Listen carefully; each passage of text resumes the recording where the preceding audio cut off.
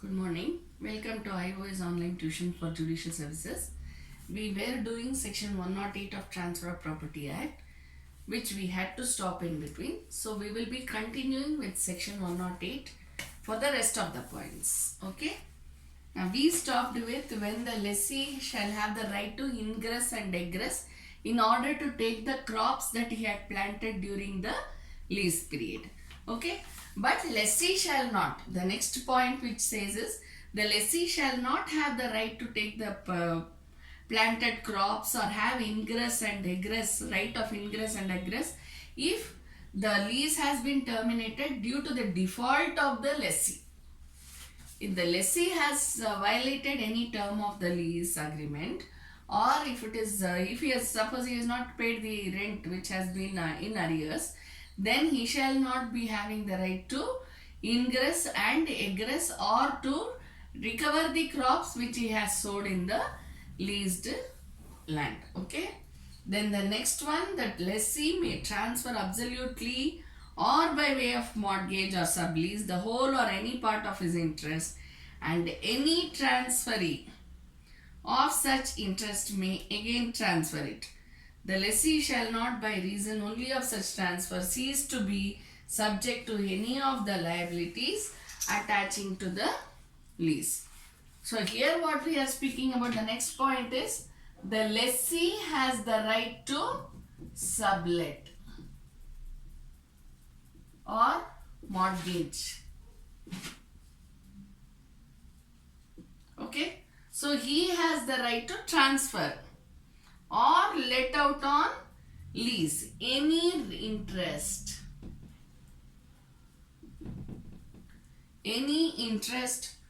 which may be whole or part. Why is it so? Why do we say that the lessee will have? Now when I am saying sublet, we don't mean, usually when we say the word sublet, we mean to say the whole of the property shall be again leased out to somebody else. So that is not what I mean here, but he can transfer or mortgage the whole or any part of the interest in the property. He cannot transfer the property by itself, but he can transfer the interest in the property. Say for example, if we have the crops, okay, crops which is grown on the leased land, okay. In that case, when the crops grow, he can transfer the crops. He can sell it, am I right? He can sell the crops. He can even mortgage the crops. Say if a building is taken up for conducting a business, whatever are the products, say for example a factory is being taken on lease, whatever are the products which has been manufactured in the factory, those products can be transferred, it can be sold, it can be given on rent, whatever it is. Suppose I have taken a shop on rent, and I am into the business of all this say for example wedding preparations and all that. So whatever are the vessels which are needed or the shamianas which are needed, whatever. So what I do, I am talking at a very easy level so that you will understand what I am telling you. Okay. Suppose I take such a shop on rent, I can give the things on rent. I can transfer it. I can even sell it. All these shops which you buy or chocolates or whatever you buy from the shops. So all these, even though it is on rent, the interest in the property can be transferred. Okay, so that is one thing. Even otherwise, the interest, whatever is there, can be transferred, arising out of the property.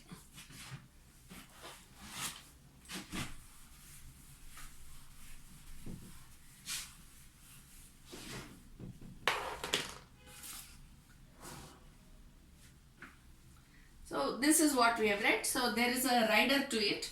Nothing in this clause shall be deemed to authorize a tenant having an untransferable right. So that is what I was telling you. No subletting.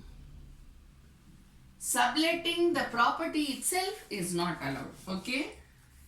So, untransferable right of occupancy, the farmer of an estate in respect of which default has been made in paying revenue, or the lessee of an estate under the management of a court of wards to assign his interest as such tenant, farmer or lessee. So what happens? When a person is a tenant, he cannot sublet the premises. A farmer cannot give his tenancy to anybody else. Same way, a lessee who is under the Wards Act, Court of Wards, who has been ordered by the Court of Wards, that is the guardian, right? So, any lessee who has been appointed by the Court of Wards, he also cannot transfer his right of occupancy, the right of tenancy.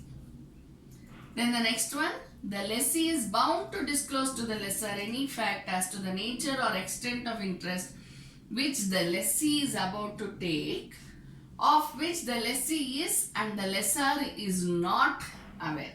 Now again we go back to not aware. And which materially increases the value of such interest. If the lessee is aware of some interest in the property which he wants to let out,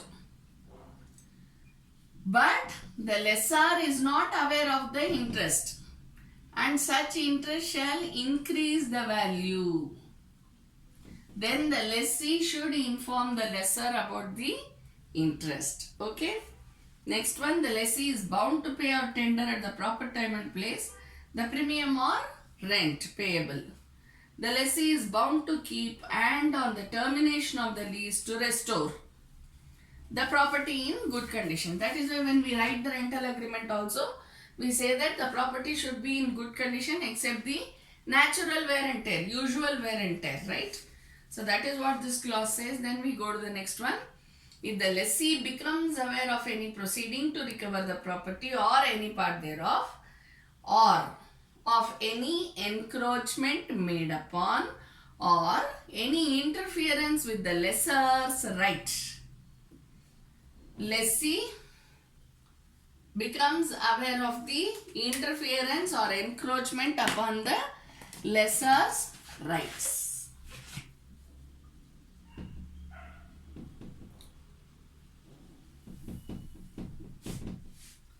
Lessor's rights.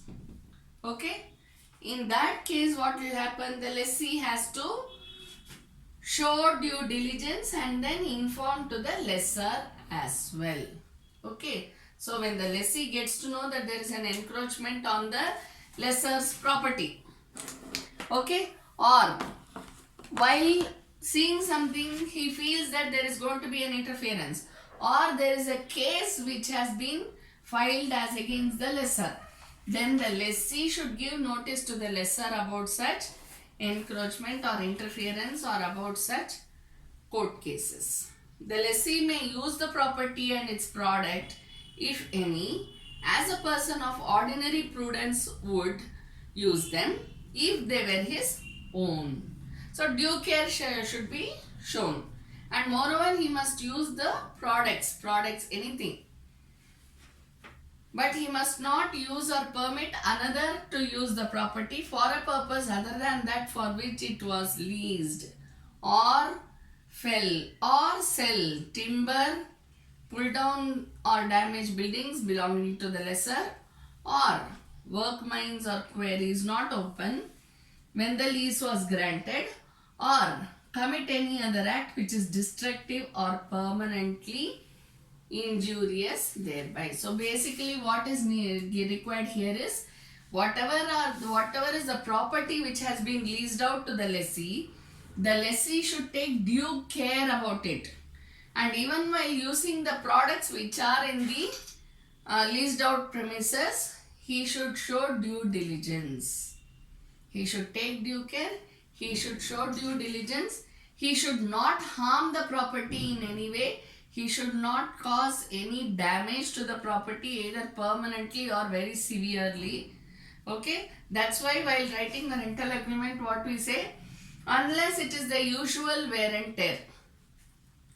If there is any other damage other than the usual wear and tear, then what is needed is the what the lessor can do is file a suit for recovery of damages apart from possession, vacation of possession and all those things. Okay. The next point, the lessee must not, without the lessor's consent, erect on the property any permanent structure except for agricultural purposes. See, this is very easy because when we go to vineyard or something like that, you will see all those, I don't know if how many of you have seen it, but you have those pillar sorts of stones over there, right? Maybe it's a leased out land, but for the growth of the grapes, those pillars are required, right? So those stones have been embedded into the earth and those pillars are there. So that can be done. Other than that, no other permanent structure shall be put up by the lessee. So only for agricultural purposes, if a pump set is required, then the pump set can be installed over there. Or if something else is required for irrigation purposes or whatever it is, then all those can be used, not otherwise. The next point, on the determination of the lease. Determination means on the termination, on the getting over of the lease period. The lessee is bound to put the lessor into possession of the property. So it is not necessary when it says put the lessor in possession of the property, not necessary that the lessor should come and stay there, but vacant possession should be given to the lessor. Okay. Now we go on to the next section. With this we complete the rights and liabilities of the lessee and lessor. We go on to the next section.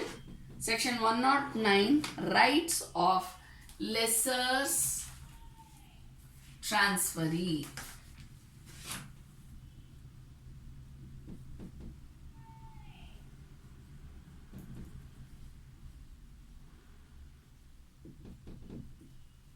What is the right as per law?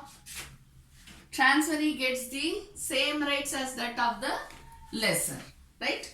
So, if the lessor transfers the property, leased or any part thereof or any of his interest, the transferee in the absence of a contract to the contrary shall possess all the rights, and if the lessee so elects, be subject to all the liabilities of the lessor as to the property or part transferred so long as he is the owner of it.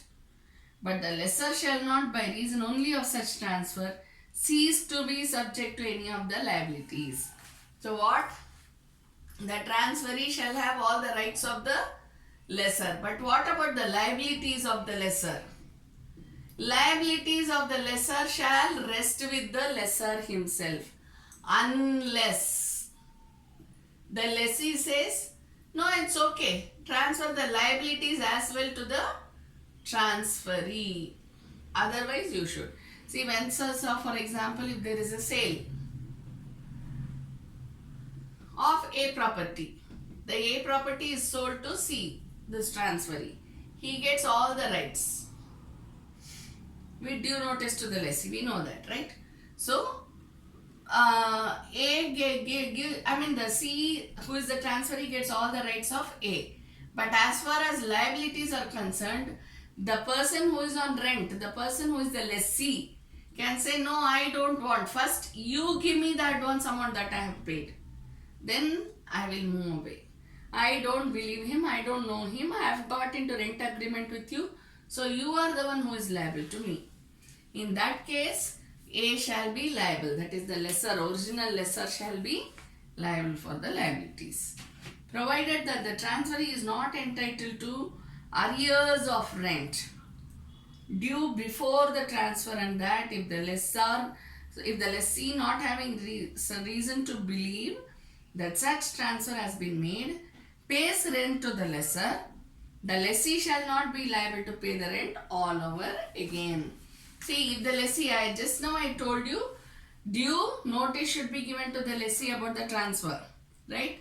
But if lessee has not been given the notice, and what he does, he still pays the rent to A instead of C, then this lessee shall not be liable to pay rent once again to C.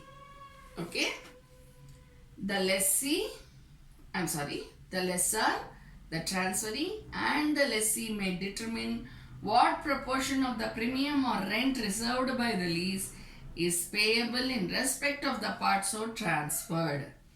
And in case they disagree, such determination may be made by any court having jurisdiction. See, if only a part of it has been transferred, not the whole property. If there is a whole property, then there is no problem. But if a part of it has been transferred, then the lessor, the lessee and the transferee should sit together and discuss and say how much will go to whom. Say suppose this part 50% has been sold to the transferee. Then probably it will be accepted that 50% shall go to transferee and 50% to the lessor, right, of the rent. So whatever is the arrangement, all the three together should come to a decision. If it is not possible, then they can approach the court and ask the court for its opinion. Okay.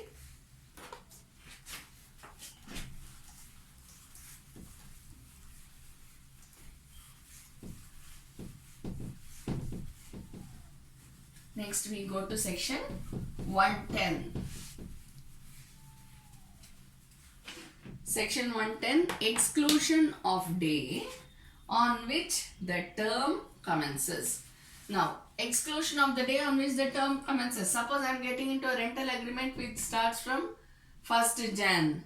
Then this 1st Jan shall be excluded from the date from which we count the lease period. So, when will the lease start? Practically from 2nd January onwards. Okay. When the time limited by a lease of immovable property is expressed as commencing from a particular day, such day shall be excluded. Where no day of commencement is named, the time so limited begins from the making of the lease. If the lease deed is dated 1st January, then the lease shall commence from 2nd January. But if nothing is written there, okay, but when we look at the stamp paper, we know that the stamp paper has been purchased on 1st Jan. Okay, so the lease is bound to begin from 1st January onwards. But if the lease specifically mentions, the lease deed specifically mentions a particular date, then that date will be excluded and from the next day the term will start. Duration of lease for a year, where the time so limited is a year or number of years. In the absence of an express agreement to the contrary, the lease shall last during the whole anniversary of the day from which such time commences. If it is year, then that particular date, say 1st January 2010 to 1st January 2011. It is for a year or say 3 years. 3 years means 2011, 12, 13. Okay. So in that case, when will it be? 1st January 2010 to 1st January 2012. 2010, 2011, 2012. So up to 1st January 2012. If it is a yearly rent. Option to determine lease, where the time so limited is expressed to be terminable before its expiration, the lease omits to mention at whose option the lessee and not the lessor shall have the option. See, usually when we write the rental agreement, we write that the lease may be terminated at the option of either party to the lease agreement. But suppose we don't mention such a clause in the lease deed, in the lease agreement, rental agreement or lease agreement, whatever. In that case, who will have the right? It will be the lessee who has the right to determine the lease. Determine the lease means what? Terminate the lease. And not the lessor. Okay. We go to the next section, 111. Determination of lease. A lease of immovable property determines by efflux of time. How does it terminate? This is like termination of contract, right? So how does it terminate? How does the lease terminate? Automatic termination and then breach. This is what we do in, this is what we have read in contract. Am I right? So here we will say how it is terminated. Number one, when the lease period is over.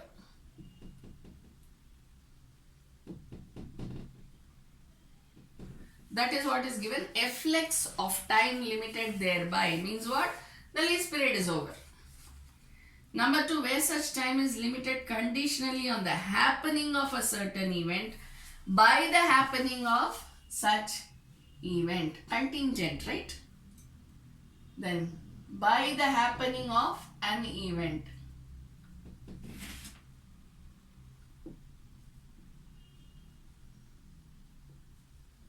See, I'll just give you a simple example. In some of the lease agreements, we see that if 3 months arrears of rent is kept as it is, if the lessee doesn't pay 3 months of continuous rent, he does not pay. Okay. So there is arrears for 3 months.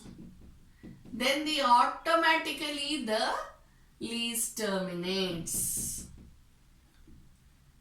We have this in some of the lease agreements, okay, where the lessee does not pay continuously for 3 months the rent, then the lease shall automatically terminate and the lessor shall be deemed to be in vacant portion of the same. Okay, so that is what. Then it becomes specified event if he does not pay the arrears for 3 months. Third one, where the interest of the lessor in the property terminates or his power to dispose of the same extends only to the happening of any event by the happening of such events. That is, he is a holder in due course. Holder in due course, no? He is a holder of the property. Okay, so where there is a transfer or the period for which he is the owner is over, then because there is a happening which has to happen in order to make the lessor no more an owner. In that case, either if he transfers or if something happens by which he loses his ownership. In that case also the lease terminates. Then number 4, by express surrender. In case the lessee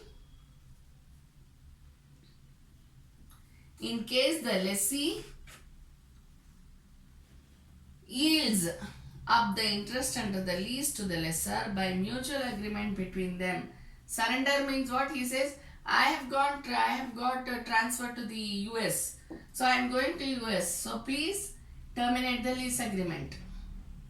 We know this, right? 1 month notice, 2 months notice, we write all that. So either party may terminate the lease upon mutual agreement upon service of a written notice, right, to the other party. So surrender means what? Voluntarily giving up the lease. So this is what. So in that case also the lease terminates. Then the next one. By implied surrender. Implied surrender means what? There is no notice or anything, but the lessee leaves the property and says, I don't want to stay here anymore. Okay? It is just an implied surrender. So there is no express. It is not a notice. He just leaves the property and he goes away. Then it is known as implied surrender. Then next one, by forfeiture. That is to say, in case the lessee breaks an express condition which provides that on breach thereof the lessor may re-enter. Anything happens, okay? In case the lessee breaks an express condition. In number 6 is what? First one, breaking condition. That means what? Breach. Okay? Number 2, in case the lessee renounces his character as such by setting up a title in a third person or by claiming the title in himself, where he gives it to somebody else. He gives the title to somebody else. That means what? That means where the where the lessee gives the title to somebody else. That means what? He doesn't want to be a tenant anymore, so he has given the tenancy rights to somebody else. It can happen after the expiry period, or here we saw an implied surrender. This also comes under this. Then number 3, that is C. The lessee is adjudicated as an insolvent, and the lease provides that the lessor may re-enter on the happening of such event. See, if the lessee becomes insolvent, okay, he is adjudicated as an insolvent. We know that, right?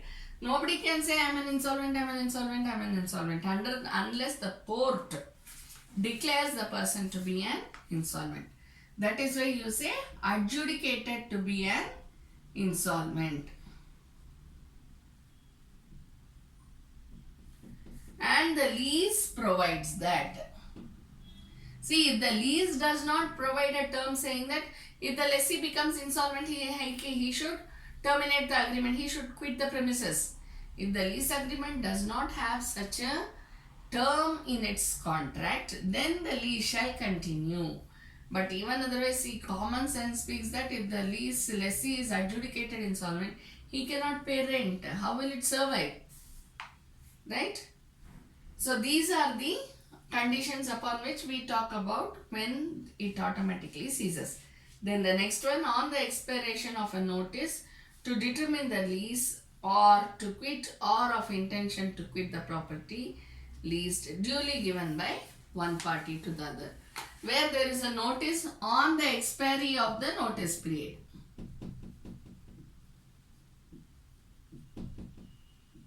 When we give a notice, see, say the lessee gives a notice, I want to quit this property, so I am giving you the statutory, not statutory. As per the rental agreement, we have agreed that there should be a 1 month notice.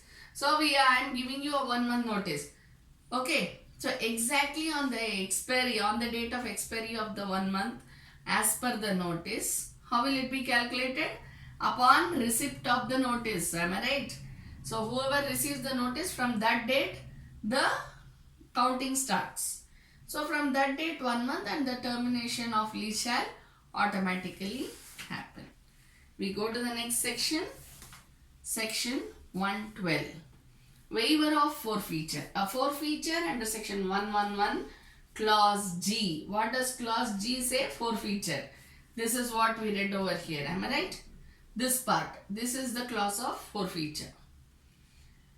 A forfeiture under section 111 clause G is waived by acceptance of rent which has become due since the forfeiture, or by distress for such rent, or by any other act on the part of the lessor showing an intention to treat the lease as subsisting. So even though the condition is broken, or he gives the title to somebody else, or he becomes an insolvent, notwithstanding all this, the lessor collects rent from the lessee, or he demands rent from the lessee, then the lease shall be treated as if it is still existing.